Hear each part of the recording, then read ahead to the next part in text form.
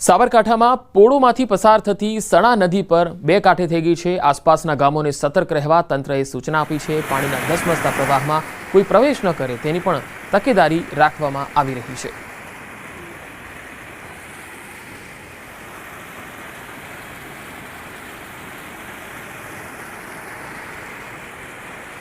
Jammu काश्मीरना Pathankot road पर भारे वरसादने कारणे पाणीનું साम्राज्य છે। આ તસવીરો જુઓ।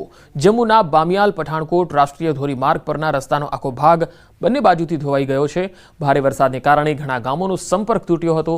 વહીવટી તંત્રએ લોકોને કામ વગર બહાર ન નીકળવા અપીલ કરી।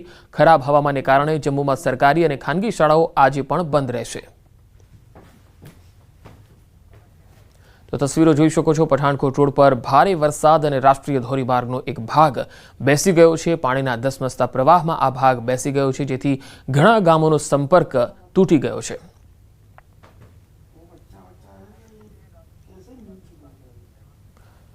રાજસ્થાનના ટોંક જિલ્લામાં પણ ભારે વરસાદ બાદ અનેક ગામોમાં પૂરની સ્થિતિ છે। અહીંયા રાહુલી ગામ છે, જ્યાં ડેમ તૂટવાથી ગામમાં પાણી ઘૂસી આવ્યા। અચાનક પાણીનો પ્રવાહ આવવાથી ઘરો અને દુકાનો 6 ફૂટ સુધી પાણીથી ભરાઈ ગયા। વરસાદી પાણી ભરાઈ જવાથી કરોડોનું નુકસાન થયું છે। પાણીના જોરદાર પ્રવાહમાં ઘણા પશુઓ પણ તણાઈ ગયા। ઘરો અને દુકાનોમાં પાણી ભરાઈ જવાથી સામાન વરસાદી પાણીમાં ડૂબી ગયો। પ્રશાસને રાહત અને બચાવની કામગીરી હાથ ધરી હતી।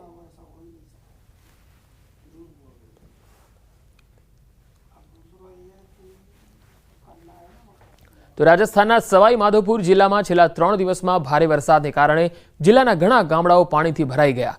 લગભગ 1.5 ડઝન ગામો પૂરની ચપેટમાં આવ્યા। ખાસ કરીને સુરવાલ ડેમ ઓવરફ્લો થવાને કારણે ડેમના નીચલા વિસ્તારમાં આવેલા આખા ગામડાઓ પાણીથી ભરાઈ ગયા। વિસ્તારમાં પાણીનો ભરાવો એટલો છે કે ગામ હોય કે ઘર, રસ્તા હોય કે ખેતરો, બધે જ પાણી દેખાય છે। જિલ્લામાં ભારે વરસાદને કારણે 1.5 ડઝનથી વધુ ગામોની હાલત ખરાબ થઈ ગઈ છે। આખું ગામ પૂરથી તબાહ થયું છે, પ્રભાવિત થયું છે। આવી સ્થિતિમાં આ ગામના લોકો ભારે સમસ્યાઓનો સામનો પણ કરી રહ્યા છે। ચોમાસાની આફતથી લોકોનું ઘણું બધું બરબાદ થઈ ગયું છે। હવે અહીંયા સવાઈ માધોપુરનો આ ખાસ દ્રશ્ય છે, જે તમે જોઈ શકો છો। હવે ટોંક જિલ્લાની આ તસવીર પણ જોઈએ। 2 દિવસથી ટોંક જિલ્લામાં પડી રહેલા ભારે વરસાદને કારણે બનાસ નદીનો પ્રવાહ અહીંયા ખૂબ જ તીવ્ર બન્યો છે। 2 દિવસ પહેલાની સરખામણીમાં બનાસ નદીમાં પાણીની આવક ઝડપથી વધી છે। બિસલપુર ડેમના 6 દરવાજા ખોલીને પાણીનો સતત નિકાલ થઈ રહ્યો છે। પાણીનું સ્તર સંપૂર્ણ ભરાવા ઉપરાંત બનાસ નદીમાં પાણી છોડવામાં આવી રહ્યું છે। બિસલપુર ડેમના 6 દરવાજામાંથી 30,000 ક્યુસેક પાણીનો નિકાલ કરવામાં આવી રહ્યો છે। એ જ પાણી ત્રિવેણીથી આવી રહ્યું છે અને ત્રિવેણી 3.90 મીટરના ઉછાળા સાથે વહી રહી છે।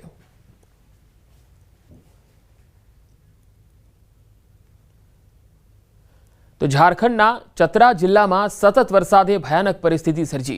સેંકડો ઘરો પાણીમાં ડૂબી ગયા અને ઘણા પરિવારોને સલામત સ્થળોએ આશ્રય લેવાની ફરજ પડી। રસ્તાઓ અને પુલોને થયેલા નુકસાનને કારણે ગામડાઓ ટાપુ બની ગયા છે। આંગણવાડી કેન્દ્રો અને શાળાઓમાં રાખવામાં આવેલ અનાજ અને શૈક્ષણિક સામગ્રી નાશ પામી। આ આફતની જનજીવન અને સંપત્તિ પર ઊંડી અસર પડી। નદીના જોરદાર પ્રવાહમાં એક વૃદ્ધ દંપતી તણાઈ ગયું। વીજળી પડવાથી એક હોમગાર્ડનું મૃત્યુ થઈ ગયું। ખેડૂતોને પણ ભારે નુકસાન થયું। સેંકડો એકરમાં વાવેલ ડાંગર, મકાઈ અને શાકભાજીના પાક સંપૂર્ણપણે નષ્ટ થઈ ગયા।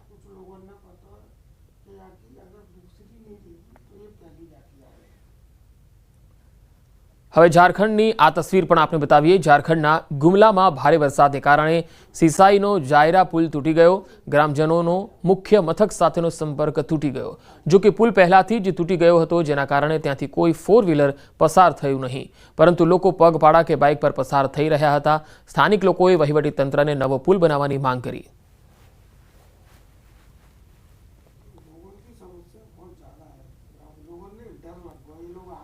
तो उत्तराखंडના પહાડોમાં પણ વરસાદ અને ચમોલીમાં વાદળ ફાટ્યા બાદ ઋષિકેશમાં ગંગાનું પાણી જે છે એનો પ્રવાહ વધી રહ્યો છે। ગંગા નદી સતત ભયજનક સપાટીથી ઉપર વહી રહી છે। વહીવટી તંત્ર એલર્ટ બન્યું છે। લોકોને નદીથી દૂર રહેવા અપીલ કરાઈ છે। તો ભારે વરસાદના કારણે જમ્મુ શહેરના રૂપનગર વિસ્તારમાં પૂર જેવી સ્થિતિનું નિર્માણ થયું। રસ્તા પર પાણીનો ધસમસતો પ્રવાહ વહેતો થયો। નીચાણવાળા વિસ્તારમાં પાણી લોકોના ઘરોમાં પણ પ્રવેશ્યા। લોકોની ઘરવખરી પણ ખરાબ થઈ છે। બીજી તરફ ભૂસ્ખલનના કારણે આવેલા પથ્થરોથી રસ્તાઓ બ્લોક થઈ ગયા। તંત્ર દ્વારા જેસીબીથી કાટમાળ હટાવવાનું કામ શરૂ થયું છે। લોકોનું કહેવું છે કે આવું પહેલીવાર બન્યું નથી। છેલ્લા 5 વર્ષથી આવું થઈ રહ્યું છે।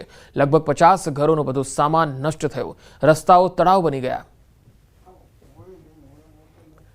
તો જમ્મુમાં પણ ભારે વરસાદને પગલે રસ્તાઓ પર પાણીના તેજ પ્રવાહને કારણે ઉજ્જડ થઈ ગયા છે, રસ્તાઓ ખરાબ થઈ ગયા છે, નદી જેવો માહોલ રસ્તાઓ પર દેખાઈ રહ્યો છે। અવરજવરમાં ભારે હાલાકી, લોકોના ઘરોમાં પણ પાણી છે અને રસ્તાઓ પર પથ્થરો ધસી આવ્યા છે અને તેના કારણે રસ્તો એકદમ ઉજ્જડ બની ગયો છે। વાહન વ્યવહારને પણ ખાસી અસર થઈ રહી છે। હવે પંજાબની આ તસવીર જુઓ। પંજાબના ચંદીગઢ અને મોહાલીમાં ભારે વરસાદ છે અને ત્યારબાદ જયંતી દેવી રોડ પર જયંતી ગામ નજીક નાળામાં અચાનક પાણીનો ભરાવો થયો। આ સમયે એક જીપ ચાલકે પાણીના ધસમસતા પ્રવાહમાં જીપ ચલાવવાનું સાહસ કર્યું। પાણીનો પ્રવાહ એટલો તેજ હતો, પળવારમાં જીપ પાણીમાં તણાઈ હતી। વિડીયોમાં લોકો તેમને રોકવાનું કહી રહ્યા છે, છતાં તેઓ પાણીની વચ્ચે નાળાને પાર કરવા લાગ્યા। પછી તે પલટી ગઈ। થોડા અંતર સુધી તરતા રહ્યા બાદ લોકોએ કારમાં રહેલા લોકોને બચાવી લીધા। તો જયંતી દેવી રોડના નાળા પર ધસમસતો પ્રવાહ અને જે લોકો અહીંયા જીપ ચલાવવાનું સાહસ કરી રહ્યા હતા, આ પ્રવાહ વચ્ચે તે ફસાવા લાગ્યા હતા। આ જીપ પાણીના પ્રવાહમાં તણાવા લાગી હતી। જો કે સ્થાનિક લોકોની મદદથી આ તમામને બચાવી લેવામાં આવ્યા। તસવીરોમાં જોઈ શકાય છે કે આવા પ્રવાહમાં જીપ આખી પલટી મારી જાય છે। હવે યુપીની આ તસવીર પણ જુઓ। ઉત્તર પ્રદેશના ચંદોલીમાં ચંદ્રપ્રભા નદી ઉફાન પર છે। બાબોરી વિસ્તારમાં લોકો પૂરમાં ફસાઈ ગયા। લોકોના ઘરોમાં પાણી ઘૂસી ગયું। અધિકારીઓએ લોકોનું રેસ્ક્યુ કર્યું। એક મહિલાનું 10 દિવસનું બાળક પણ પૂરમાં ફસાઈ ગયું। અધિકારીઓએ રેસ્ક્યુ કરી પૂર રાહત શિબિરમાં મોકલ્યા।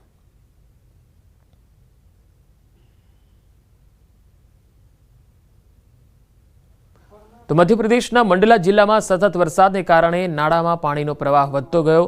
ગ્રામજનો પોતાનો જીવ જોખમમાં મૂકીને નાળા પાર કરતા જોવા મળ્યા। કેટલાક લોકો પગપાળા વહેતા પાણીને પાર કરતા જોવા મળ્યા, જ્યારે ક્યાંક લોકો હાથમાં બાઇક લઈને પાર કરવાનો પ્રયત્ન કરતા જોવા મળ્યા। કેટલાક લોકો ટ્રેક્ટરની મદદથી પાર કરી રહ્યા છે।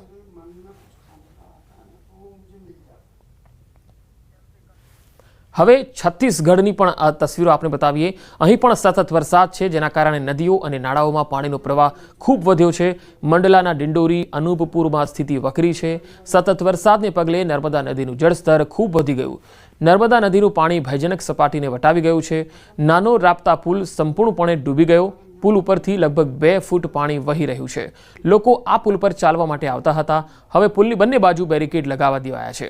નર્મદા નદીના જળસ્તરમાં વધારાને પગલે મહિષ્મતી ઘાટ પાસે બનેલા નાના મંદિરો પણ પાણીમાં ડૂબી ગયા। અચાનક આવેલા પૂરને કારણે વહીવટી તંત્રએ નર્મદા કિનારે રહેતા લોકોને સતર્ક રહેવા અપીલ કરી।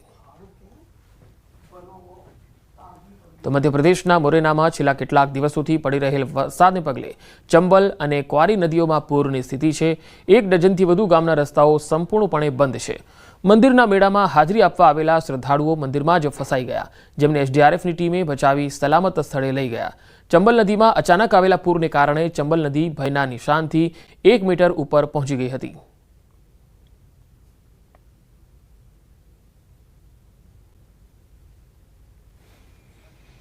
તો છેલ્લા 3 દિવસથી ઝારખંડના સિમડેગામાં સતત વરસાદ વરસતા એક તરફ જનજીવન ખોરવાયું છે, તો બીજી તરફ તેણે સિમડેગાના કુદરતી સૌંદર્યમાં વધારો કર્યો। વરસાદને પગલે સિમડેગાના પર્યટન સ્થળો દાનાગદ્દી, રાજાડેરા અને કેલાઘાટમાં પાણીનું સ્તર ખૂબ વધ્યું છે। એક તરફ પાણીના સ્તરમાં વધારાને પગલે સિમડેગાના દાનાગદ્દીની શંખ નદી પૂરમાં છે અને તે નદી છે એની સુંદર શૈલીમાં વહેતી દેખાય છે। બીજી તરફ 2 પર્વતોથી ઘેરાયેલો કેલાઘાટ ડેમ પૂર્ણપણે ખીલી રહ્યો છે। સતત વરસાદને પગલે કેલાઘાટ ડેમનું પાણીનું સ્તર પણ છલકાયું છે। વરસાદની વચ્ચે અહીંનો નજારો રમણીય દેખાઈ રહ્યો છે। શહેરની નજીક આવેલ કેલાઘાટ ડેમની સુંદરતા જોવા વરસાદ દરમિયાન ઘણા લોકો પણ અહીંયા આવી રહ્યા છે।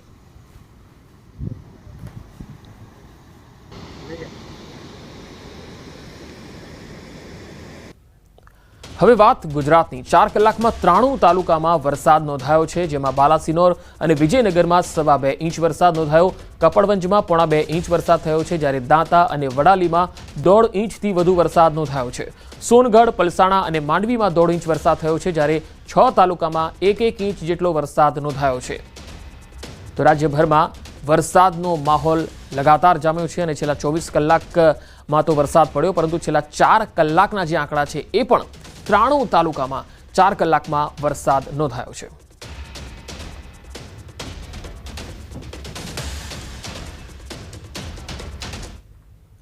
રાજ્યના વધુ સમાચારો પર નજર કરીશું। હાલ રોકાઈશું એક વિરામ માટે।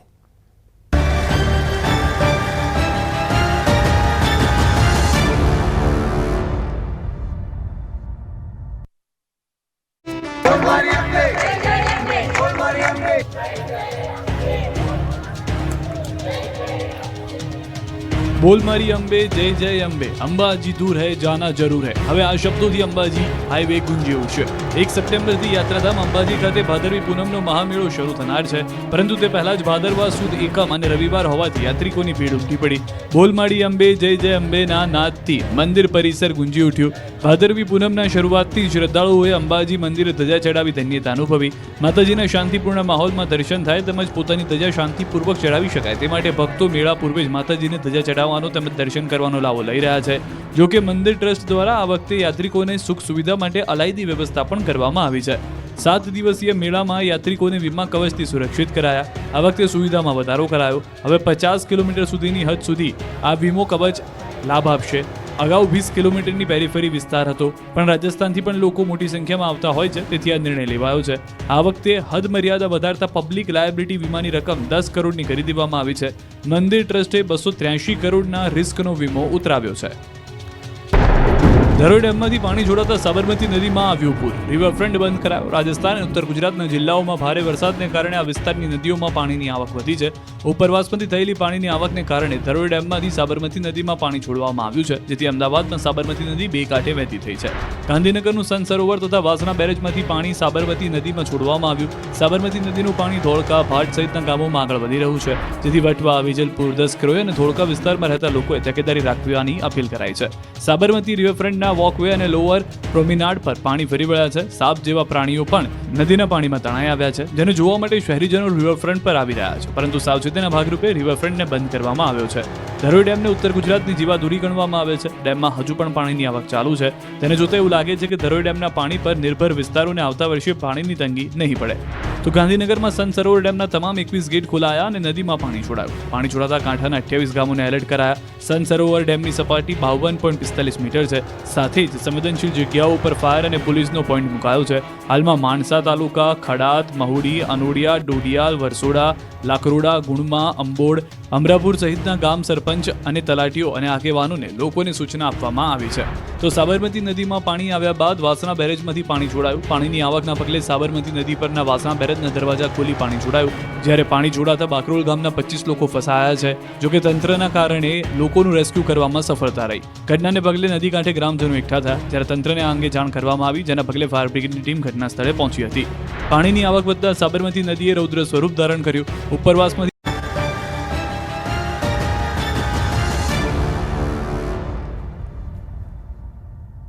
Welcome back. પીએમ મોદી આજથી 2 દિવસ ગુજરાતના પ્રવાસે છે. આજે અમદાવાદ આવશે પીએમ મોદી. અમદાવાદને 5400 કરોડના વિકાસ કાર્યોની ભેટ આપવાના છે. શહેરી વિકાસ, ઉર્જા, રસ્તાઓ અને રેલવે પ્રોજેક્ટની ભેટ મળવાની છે. આજે સાંજે 6 કલાકે નિકોલમાં કાર્યક્રમ છે, જનસભાનું આયોજન છે. એટલું જ નહીં, પીએમ મોદી 3 કિલોમીટર લાંબો રોડ શો પણ યોજશે. એરપોર્ટથી જીબી ઓફિસ નરોડા પાસે ખોડલધામ મેદાન સુધીનો આ રોડ શો રહેશે. નિકોલના ખોડલધામ મેદાન ખાતે જાહેર સભાને સંબોધશે. તો પ્રધાનમંત્રી નરેન્દ્ર મોદી આજથી 2 દિવસ ગુજરાતના પ્રવાસે છે. વિવિધ પ્રકારના વિકાસ પ્રોજેક્ટોની ગુજરાતને ભેટ તેમના ઉપસ્થિતિમાં મળવાની છે, જેમાં ઉર્જા, રસ્તા, અલગ અલગ રેલવેના પ્રોજેક્ટો પણ છે.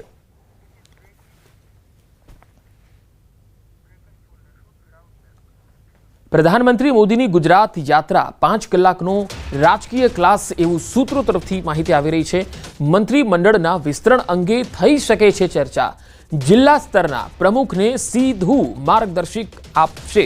નારાજ સભ્યોને સમજાવવાનો પણ પ્રયત્ન થશે. તો આ એક મહત્વપૂર્ણ અપડેટ પણ આવી રહી છે કે પીએમ મોદીની ગુજરાત યાત્રા આગામી દિવસોમાં ભાજપ માટે ખૂબ જ મહત્વપૂર્ણ સાબિત થવાની છે. સૂત્રોના હવાલેથી આ ખબર છે કે પીએમ 5 કલાકનો વિશેષ રાજકીય ક્લાસ લેવાના છે, જેમાં રાજ્યના શહેર અને જિલ્લા સ્તરના પ્રમુખો અને પ્રવક્તાઓને સીધી માર્ગદર્શિકા આપવામાં આવશે. તો પીએમ સૌપ્રથમ તમામ શહેરોના ભાજપ પ્રવક્તાઓ સાથે બેઠક કરવાના છે, એવી પણ વાત સૂત્રો તરફથી આવી રહી છે. આ બેઠકમાં પાર્ટીની ભવિષ્યની વ્યૂહરચના, શૈક્ષણિક અને સામાજિક યોજનાઓને લોકો સુધી પહોંચાડવાના માર્ગો, દરેક કાર્યકર્તા માટેની જવાબદારીઓ પર વિસ્તૃત ચર્ચા કરવામાં આવશે. ત્યારબાદ પીએમ તમામ જિલ્લા અને શહેર પ્રમુખો સાથે એક અલગ બેઠક પણ કરશે, જ્યાં સ્થાનિક સમસ્યાઓ કાર્યદક્ષતાના મુદ્દાઓ અને સંગઠન મજબૂત કરવા માટેના પગલાં પર ચર્ચા થશે. સૂત્રોનું માનવું છે કે રાત્રે કેટલાક અગત્યના નેતાઓને પણ પોતાના નિવાસસ્થાને પીએમ બોલાવી શકે છે.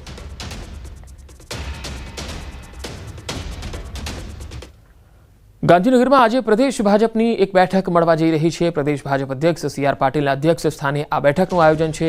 રાજ્યમાં આયોજિત થનારા સેવા પખવાડિયા અંગે કાર્યશાળા મળવાની છે. આ કાર્યશાળામાં પ્રદેશ સંગઠન મહામંત્રી રત્નાકરજી પણ ઉપસ્થિત રહેશે. ધારાસભ્યો અને સાંસદો પણ ઉપસ્થિત રહેશે.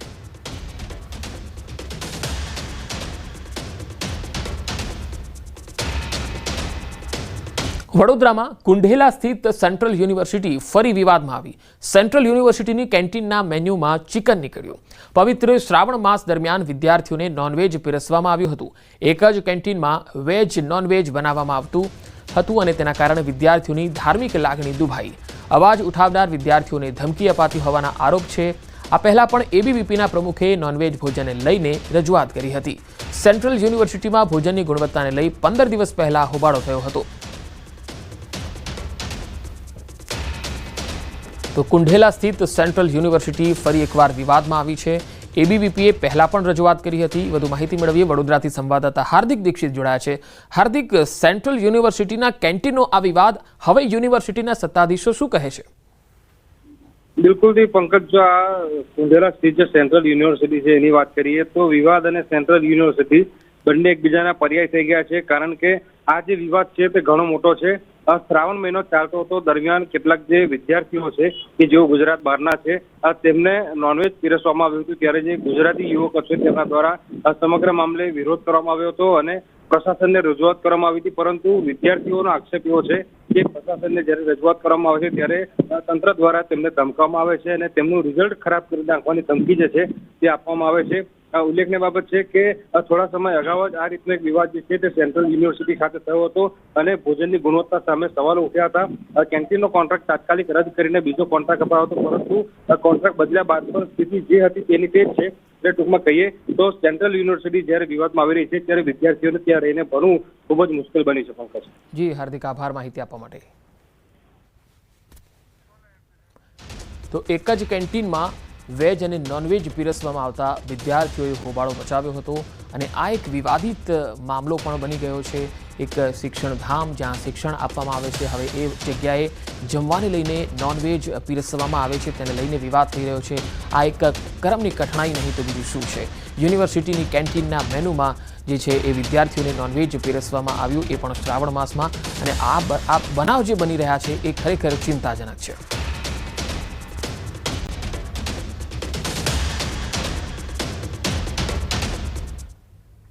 અને હવે નજર ટોપ 3 હેડલાઇન્સ પર. આગામી 6 દિવસ રાજ્યમાં વરસાદી માહોલ. ઉત્તર ગુજરાતમાં વરસાદનું જોર વધવાની શક્યતા. સાબરમતી નદીના જળસ્તરમાં સતત વધારો. વાસણા બેરેજના 25 દરવાજા 6 ફૂટ ખોલાયા. આજથી પીએમ મોદી 2 દિવસ ગુજરાત પ્રવાસે. 5400 કરોડના વિકાસ પ્રોજેક્ટનું કરશે લોકાર્પણ.